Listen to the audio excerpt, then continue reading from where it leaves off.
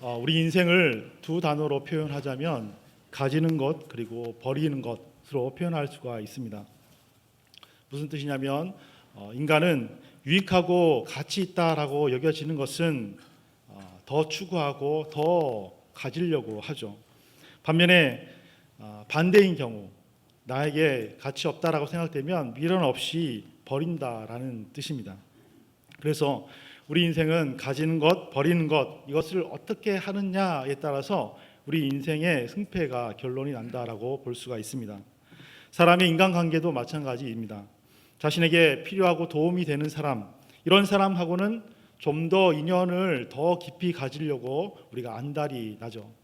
반면에 나한테 도움이 되기보다는 짐이 된다라고 생각되는 사람이 있다면 미련 없이 꺼리낌 없이 외면해 버린다라는 것입니다.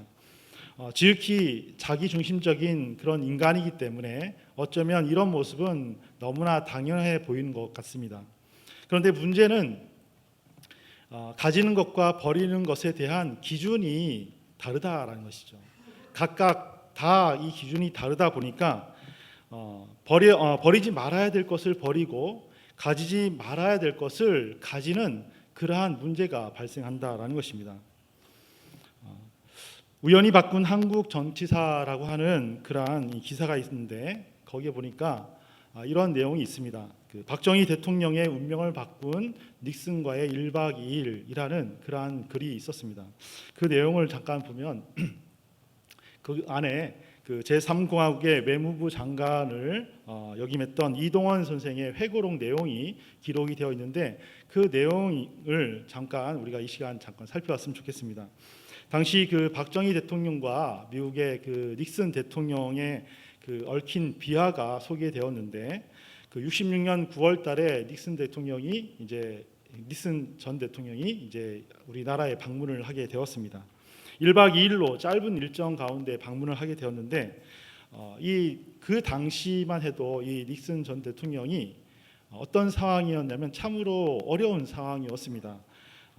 아이젠하워 대통령의 부통령으로 있다가 케네디 후보하고 대통령 선거에 나갔다가 떨어졌어요. 낙선이 되었다라는 것이죠. 선거에 패배하고 나서 이제 캘리포니아에 가서 주지사로 또 출마를 했는데 또 여기서 떨어졌어요.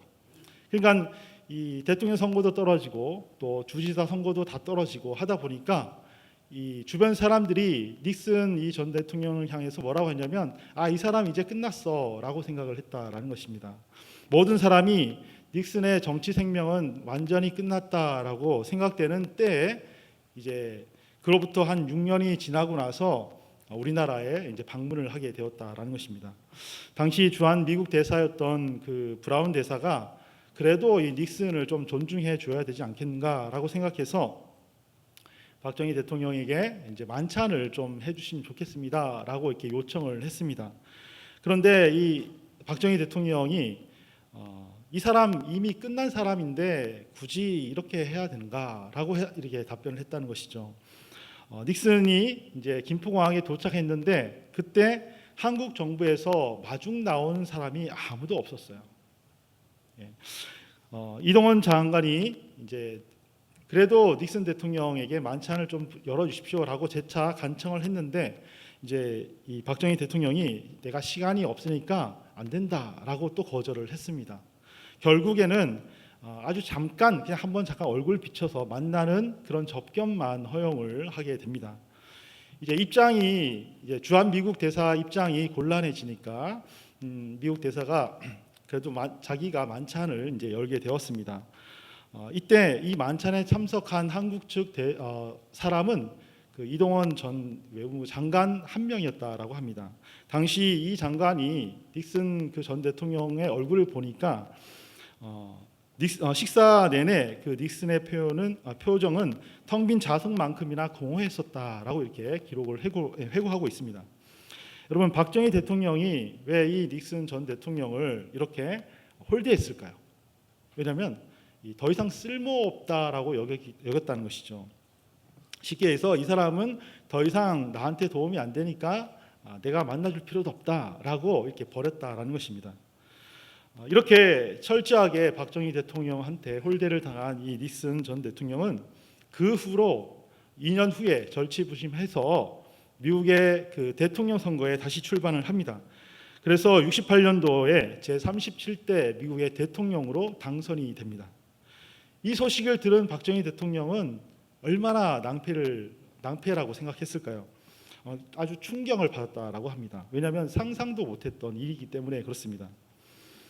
미국 대통령으로 취임한 이 닉슨 대통령이 그 뒤에 이렇게 한 행동이 있는데 그게 뭐냐면 각국의 안보는 스스로 책임져야 된다라고 하는 닉슨 독트린을 공포합니다.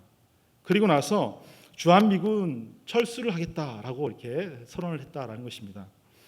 자, 이제 박정희 대통령이 어떻게 됐을까요? 너무너무 다급해졌습니다. 그래서 정상회담을 하려고 여러 그 외교 라인을 총동원해 갖고 막 접촉을 했는데 다 거부를 당했어요. 미국에 의해서. 결국에는 한 6개월이 지나고 나서 어떻게 하다가 정말 어렵게 이제 연결이 됐는데 이때 닉슨 대통령이 내가 공식적으로 백악관에서는 만날 수 없으니까 내가 휴가 갈 때 그 휴가지로 오면 만나주겠다라고 하는 그런 답변을 듣게 됩니다. 그럼 어떻게 해요? 가야 되겠죠, 그죠? 그래서 박정희 대통령이 이제 찾아갔습니다. 자, 찾아갔는데 그 건물 만남 약속 장소에 이제 찾아갔는데 그 현관에 아무도 안 나왔어요. 대통령이 왔는데 그래도 우방국인 이 한국의 대통령이 왔는데 아무도 그 현관에 나오지 않았다라는 것이죠. 그리고 이제 만남 장소가 있는 방으로 올라갔는데 그 방에도 없어요. 그리고 그 방 옆에 보니까 이제 이 작은 방이 있는데 거기 집무실에 책상이 있는데 그 책상 옆에 닉슨 대통령이 가만히 서 있었다라는 것이죠. 그러니까 어떻게 해요? 그 안에 또 홀로 이제 박정희 대통령이 들어가서 그 책상 앞까지 가야만이 그 닉슨 대통령을 만날 수 있었다라는 것이죠.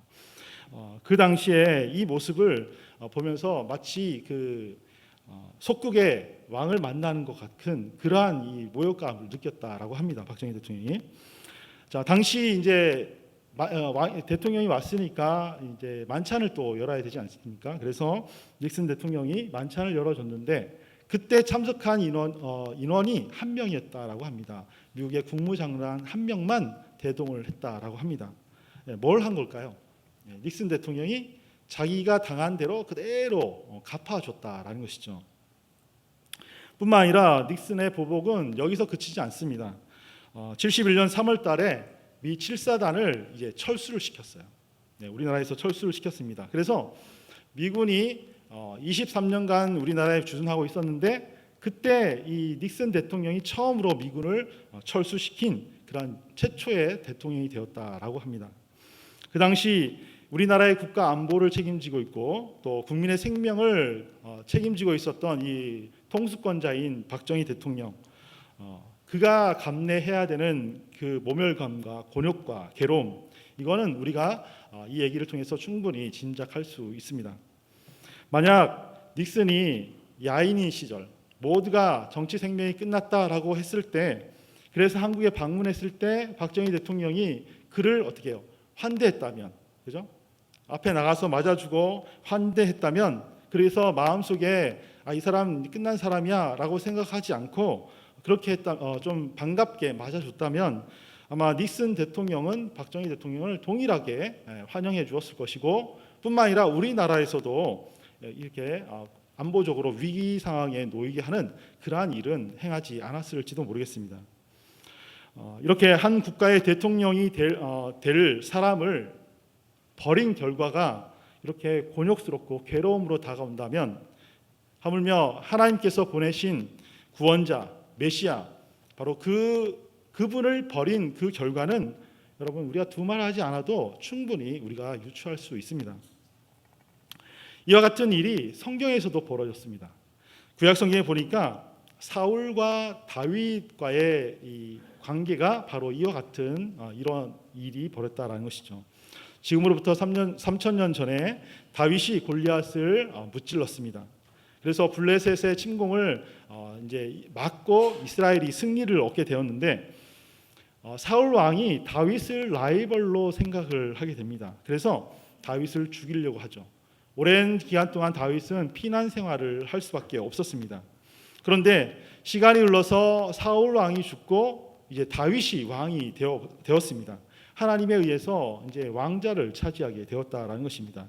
이때 다윗이 하나님을 찬양했던 그 내용이 시편 118편에 이렇게 기록이 되어 있습니다. 그 시편 118편 22절 23절에 보니까 이렇게 다윗이 찬양을 하는데, 건축자가 버린 돌이 집 모퉁이의 머릿돌이 되었나니 이는 여호와께서 행하신 것이요 우리 눈에 기이한 바로다. 지금 여기서 머릿돌이라고 하는 단어가 등장하는데, 이 머릿돌이라는 거 하는 것은 그 건물의 근간이 되는 것입니다. 건물의 가장 기초석, 이게 이제 머릿돌이거든요. 건물을 쌓을 때 이 기초석 위에, 머릿돌 위에 이제 쌓는데, 머릿돌, 기초석, 기초돌 또는 주춧돌이라고 부르고 있습니다. 그러니까 그 건물이 안전한 것, 또 안전하게 잘 보존되기 위해서는 무엇이 잘 쌓여져야 될까요? 이 기초석, 머릿돌이 잘 준비가 되어 있어야 합니다. 이 기초석이 얼마나 단단하냐, 얼마나 튼튼하고 크냐에 따라서 그 건물이 잘 보존될 수 있느냐, 안전할 수 있냐라는 것이 결정된다라는 것입니다. 시편 118편 22절 23절에서 언급된 이 건축자는 누굴까요? 건축자는 바로 사울 왕을 가리키고 있습니다. 그리고 건축자가 버린 돌은 물론 다윗이 되겠죠. 사울 왕은 자신이 이스라엘의 건축자라고 생각했습니다. 자신이 이스라엘을 든든하게 세울 수 있는 그런 건축자다. 그리고 이 건축자가 봤을 때 다윗은 버린 돌이 되어야 된다는 것이죠. 자신 외에는 이 이스라엘이라는 왕국을 건축할 수 있는 사람이 없다라고 아주 완고한 믿음을 가졌던 사람이 사울 왕이었는데, 주위에서 다 만류했지만 이 다윗은 내가 세울 이스라엘에는 필요하지 않다라고 생각을 했습니다. 그래서 3,000명의 특공대를 조직해갖고 사울을 잡아 죽이려고 그렇게 쫓아다니게 됩니다. 그러나 사울 왕이 버린 이 다윗은 하나님이 취하셨어요. 그죠? 다윗을 하나님이 취하셔서 그 이스라엘이라고 하는 집의 모퉁이 돌, 다시 말해서 머릿돌로 하나님께서 삼으셨다라는 것입니다. 하나님께서는 다윗의 그 순수한 믿음, 그리고 흔들림 없는 그 중심, 또 맑은 영혼, 이 위에 이스라엘을 세우기로 작정하셨다라는 것입니다. 그래서 다윗을 하나님께서 이스라엘의 머릿돌, 주춧돌로 삼으셨다라는 것입니다. 이 사실을 너무나 잘 알고 있었던 다윗은 하나님께 찬양을 드렸어요. 오늘 제가 방금 얘기 드렸던 시편 118편에서 바로 건축자가 버린 집의 모퉁이 돌이 내가 되었다. 이것은 내가 한 것이 아니라 여호와 하나님이 행하신 것이다라고 이렇게 하나님을 찬양할 수밖에 없었다라는 것입니다. 그리고 나서 3,000년이 지난 오늘날에도 이스라엘의 그 국기는 무엇이 그려져 있을까요? 별이 하나 그려져 있습니다. 이게 뭘까요? 이게 다윗의 별이에요. 그죠? 하나님께서 다윗의 믿음을 이스라엘의 주춧돌로 삼았다라는 것을 고백하는 의미로 국기에다가 다윗의 별을 그려 넣었다라는 것입니다. 자, 그리고 오늘 본문의 11절에 보니까 바로 이 말씀을, 이제 시편 말씀을 인용해 갖고 지금 베드로가 설명을 하고 있습니다.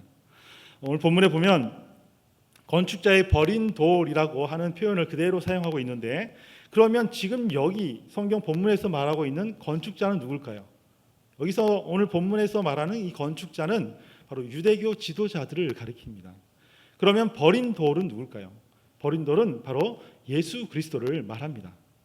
유대교 지도자들은 자신들이야말로 이 땅에서 하나님 나라를 건축하는 건축자다라고 그렇게 강한 믿음을 가지고 있었습니다. 그들의 그 전문가적인 안목에서 봤을 때는 이 나사렛 그 빈민 출신인 이 나사렛 예수, 이 예수는 하나님 나라의 해방꾼이다라는 것이죠. 그래서 이 해방꾼인 예수를 십자가에 못 박아 죽어야 된다라고 믿었고 또 실제로 그렇게 행해 버리고 말았습니다. 하지만 하나님께서는 그들이 버린 이 예수님을 하나님 나라의 머릿돌, 주춧돌로 삼으셨습니다. 그리고 예수 위에 이 땅에 교회를 세우셨다라는 것입니다.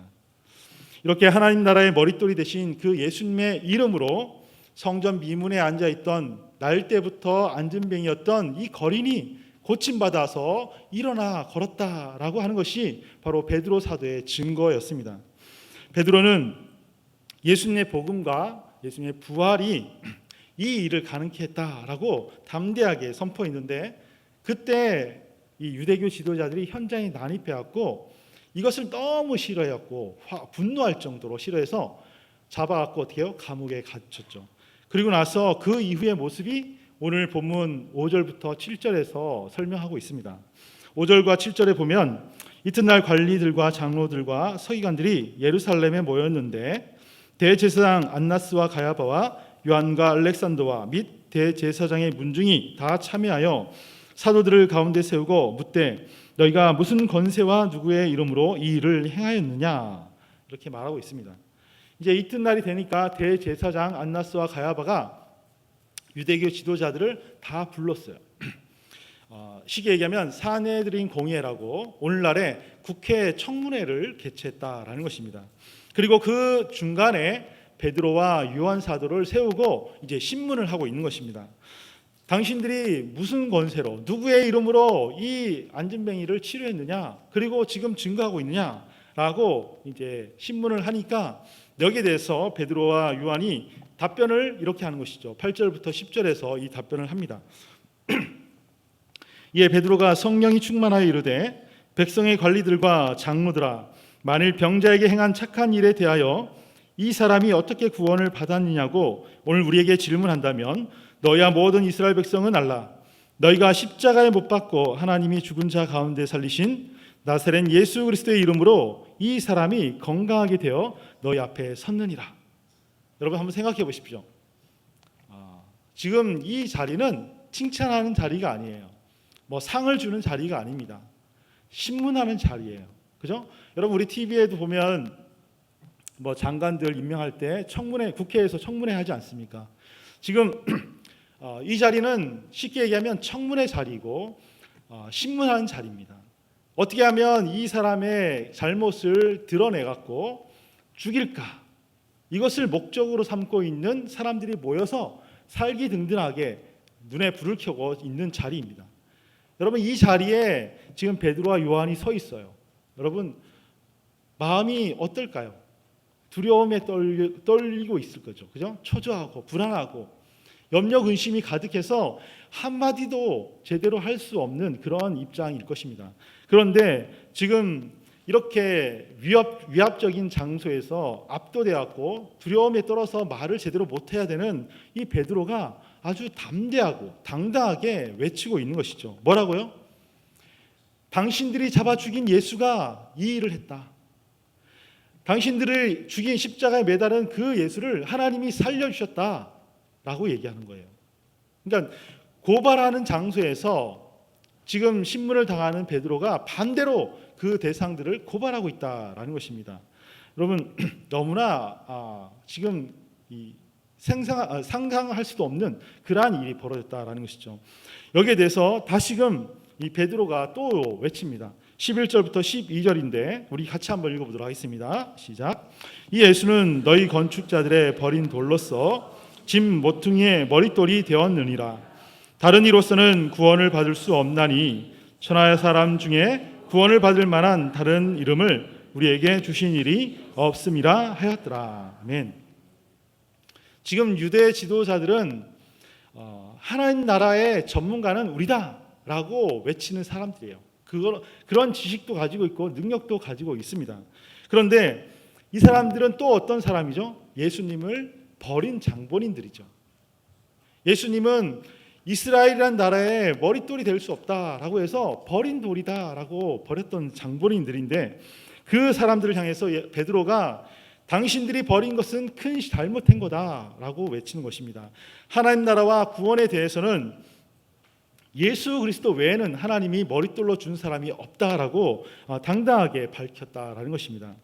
다시 말해서 예수 그리스도 안에 있는 그 생명, 그 진리, 그 사랑, 그 구원, 이것만이 유일한 머릿돌이 되는 것이고 이 세상에 그 어떠한 누구도 그 어떠한 무엇도 하나님이 참된 머릿돌로 준 적이 없다라고 이렇게 담대하게 외쳤다는 것입니다.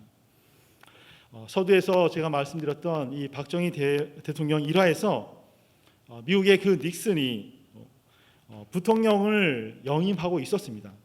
이미 부통령 자리에서 정치를 했던 사람이에요.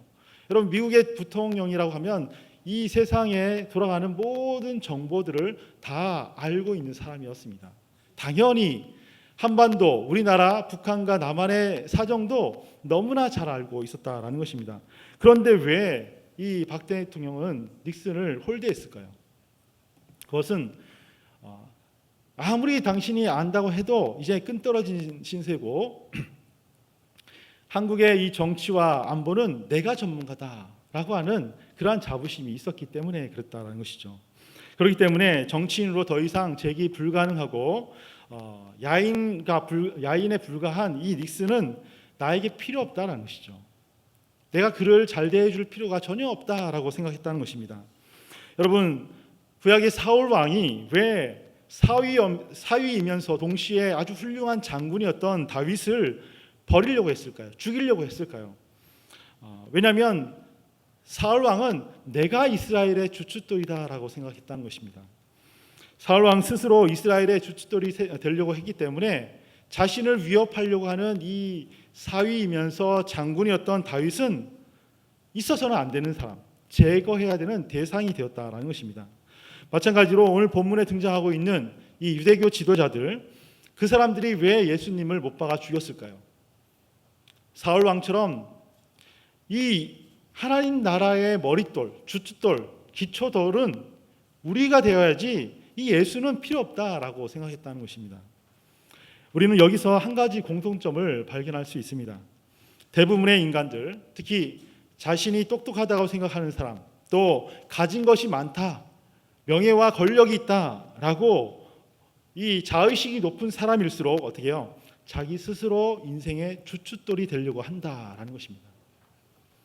여러분, 과연 우리 인간이 자기 인생의 주춧돌이 될 수 있을까요? 없을까요?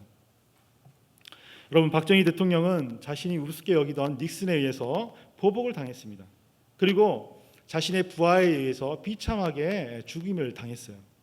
사울 왕은 어떻습니까? 자기가 믿었던 전 군대와 또 사랑하는 그 세 아들, 그 아들이 한날 한시에 전투에서 다 죽임을 당하고 뿐만 아니라 자기도 자살로 삶을 마감해요. 여러분, 유대교 지도자들은 어떻습니까?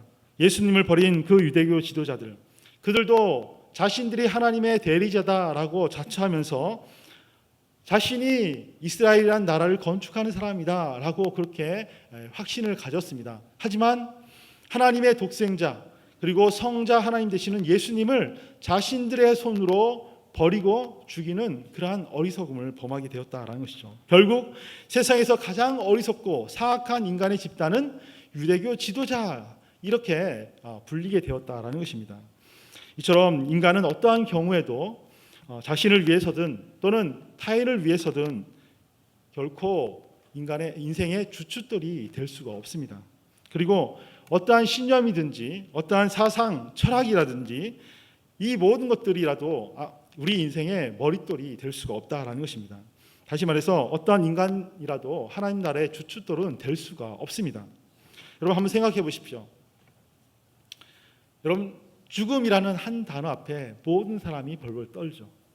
내가 숨을 한번 내쉬고 들이마시지 못하면 우리의 삶은 끝나버린다는 것입니다. 이렇게 유한한 존재가 우리인데 어떻게 영원하신 하나님 나라의 머릿돌이 될 수가 있을까요?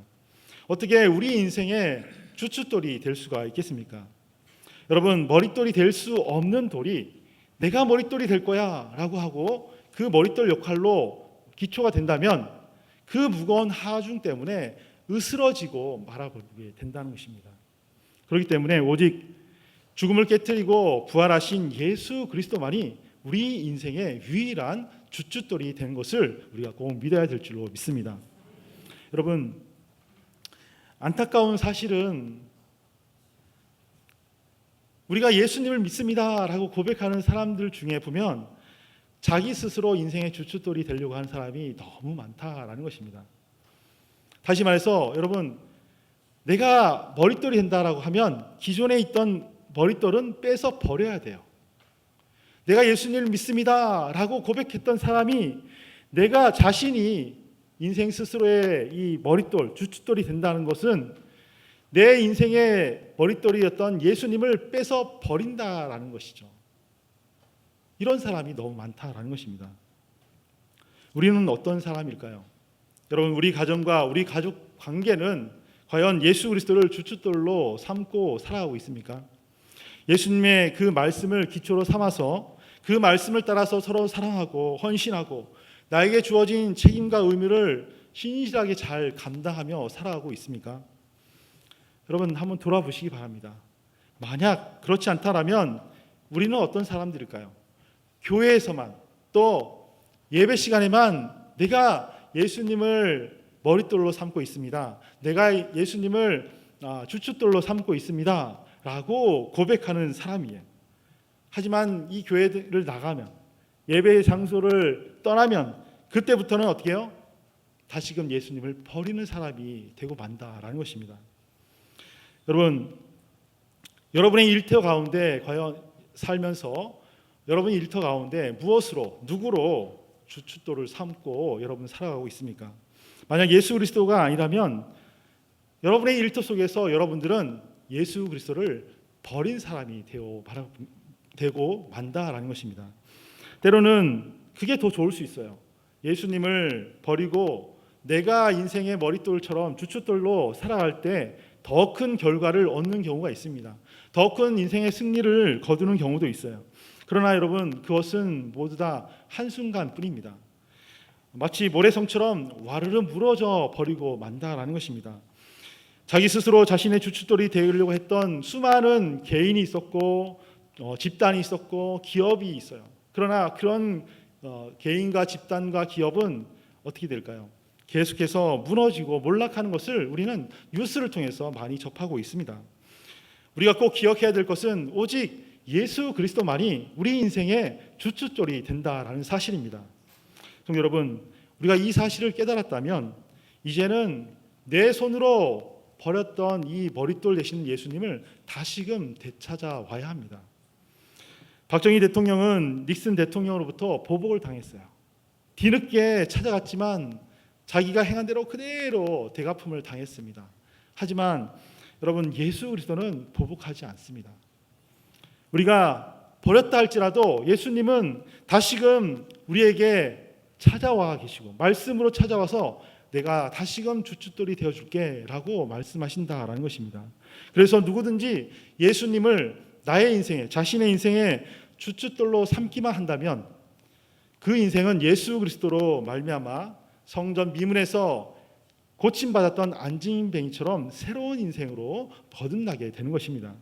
여러분, 한번 저와 함께 이렇게 한번 고백해 봤으면 좋겠습니다. 한번 따라해 보십시오. 예수님을 나의 인생에 주춧돌로 모시겠습니다. 나의 생각과 말과 행동과 전 인격을 예수님 위에 쌓겠습니다. 아멘. 혹시라도 예수님의 말씀을 쫓으려다가 예수님을 내 인생의 주춧돌로, 머릿돌로 삼고 그 위에 인생을 쌓아가다가 여러분, 혹시 따돌림을 당하거나 또는 세상의 사람들로부터 소외를 당하거나 괴로움을 당한 그런 경험이 있습니까? 그렇다면 여러분, 오늘 본문에 등장하는 베드로를 한번 바라보시기 바랍니다. 여러분, 베드로는 어떤 사람이죠? 베드로는 자기가 버렸던 그 예수님을 다시금 나의 인생의 머릿돌로 삼겠습니다, 주춧돌로 삼겠습니다 라고 고백하고 예수님 중심으로, 예수님의 이름으로 살아갔던 사람이에요. 착한 일을 했죠. 선한 일을 했습니다. 성전 미문에서 평생 동안 안진뱅이로 살아갈 수밖에 없는 그 거린뱅이를 어떻게 해요? 예수님의 이름으로 치유해 줬어요. 고쳐줬단 말입니다. 그죠? 그런데 그만 감옥에 갇혔어요. 이제는 그 다음날 죽임을 당할 수밖에 없는 그러한 배척을 당하게 되었다라는 것입니다. 그러나 베드로는 절망하지 않았습니다. 오히려 이렇게 고백했습니다. 베드로전서 2장 19절부터 20절에 보면 이렇게 고백합니다. 부당하게 고난을 받아도 하나님을 생각함으로 슬픔을 참으면 이는 아름다우나 죄가 있어 매를 맞고 참으면 무슨 칭찬이 있으리요. 그러나 선을 행함으로 고난을 받고 참으면 이는 하나님 앞에 아름다우니라. 아멘. 여러분, 베드로는 예수님을 주춧돌 삼아서 그 예수님의 말씀을 따라 자신의 인생을 쌓아갔던 사람이에요. 선을 행하고 하나님의 복음을 증거하고 그것으로 인해서 오히려 고난을 당하고 배척을 당했습니다. 그러나 이 일이 아름다운 일이라고 고백했어요. 그죠? 어떻게 이것이 아름다운 일이 될 수 있을까요? 그것은 건축자의 버린 돌 대신 바로 예수님이 그와 함께하고 있기 때문에 그렇습니다. 예수님께서 머릿돌이 되셔서 주춧돌이 되셔서 그 인생과 함께하고 인생을 쌓아갈 수 있도록 했기 때문에 그러니까 너무너무 아름다운 일이 된다라는 것입니다. 이제 말씀을 마치겠습니다. 여러분, 이 세상의 성공을 위해서 우리는 열심히 달아갑니다. 이 세상의 행복을 위해서 우리가 열심히 달려갑니다. 그러나 그 성공과 행복은 물거품이 되는 것이에요. 아침 안개에 사라지는 아침 햇살에 사라지는 이슬과 같다라는 것입니다. 그것을 위해서 이렇게 허무하게 사라질 것을 위해서 정말 유일한 머릿돌 대신 예수님을 버리고 나아가는 것은 참으로 어리석다라는 것입니다. 성도 여러분, 예수 그리스도를 위해서 우리의 삶을 살아가는 사람, 기꺼이 버려야 될 것을 버리면서 살아가는 사람, 이것은 참으로 아름다운 삶이 되는 것입니다. 왜냐하면 그렇게 버리고 예수님을 가질 때, 그리고 예수님을 위해 우리의 인생을 쌓아갈 때, 이것은 결코 무너지지 않는 튼튼한 집이 될 것이고 그 어떠한 폭풍과 비바람이 몰아친다 할지라도 흔들리지 않고 온전하게 든든하게 세워지는 영원한 집이 되기 때문에 그렇습니다. 바라기는 버릴 것과 취할 것을 우리가 잘 분별하여서 우리 예수님만을 우리 인생의 주춧돌로 삼는 지혜로운 성도가 되시기를 간절히 축원합니다.